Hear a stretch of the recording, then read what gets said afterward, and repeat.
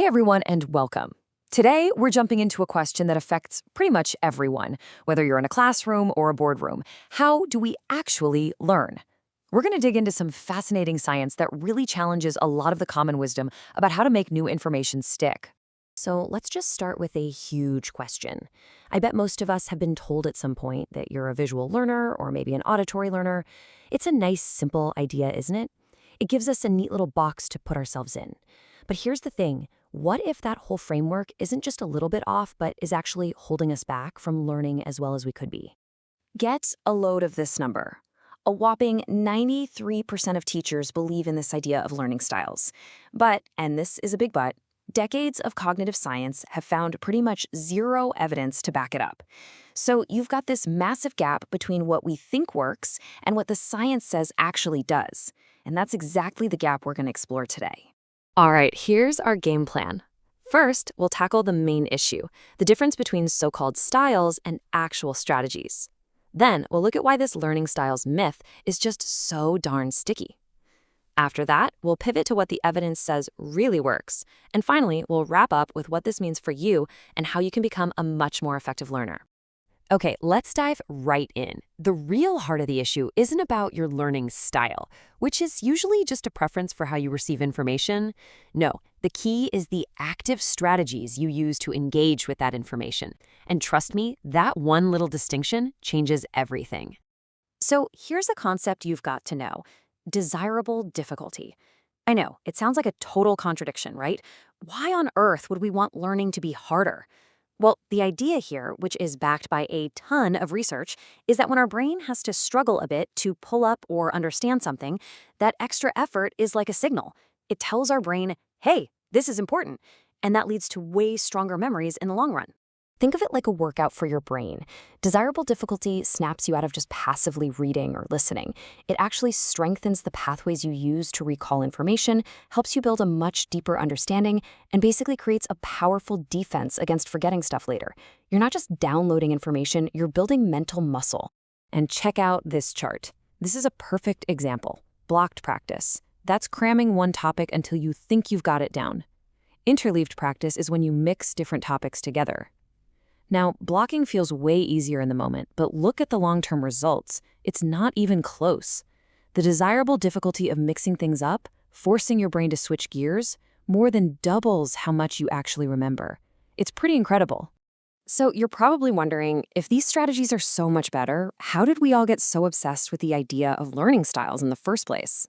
Well, the story behind it is a really interesting peek into how a simple, intuitive idea can sometimes feel way more convincing than cold hard evidence. This timeline really lays it all out. The whole idea pops up in the 70s. Then in the 90s, it turns into a huge business with all those quizzes and workshops.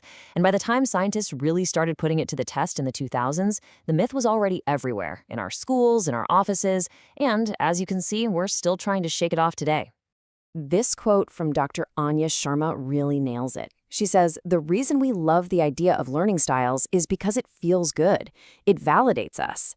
But real effective learning isn't about staying cozy in your comfort zone.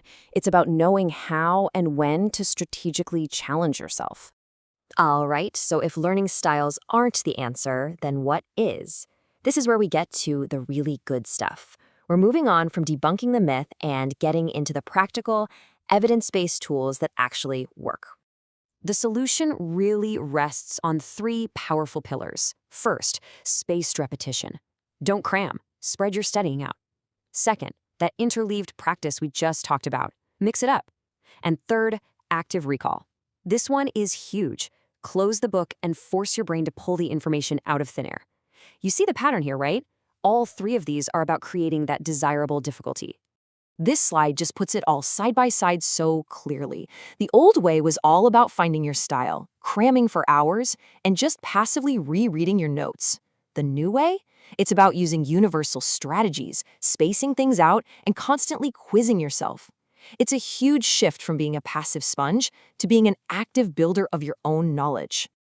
And the results? They speak for themselves. The source material points to a study where students who were taught these methods saw their final exam scores jump by an average of 25%. I mean, come on, that's the difference between a C and an A.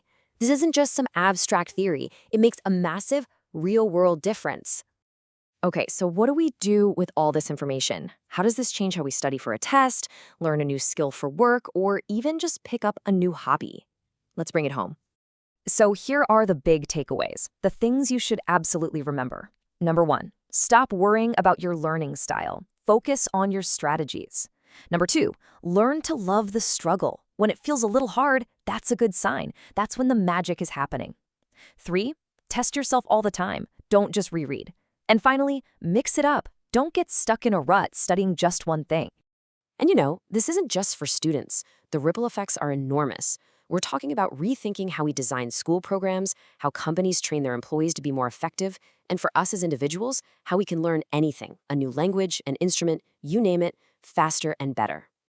So I want to leave you with this one last thought to chew on. If we know that the real key to deep, lasting learning isn't about finding what's comfortable, but about embracing strategic challenges, what would happen if we rebuilt our entire education system and even our own personal habits around that single powerful idea? Just think about what we could all achieve.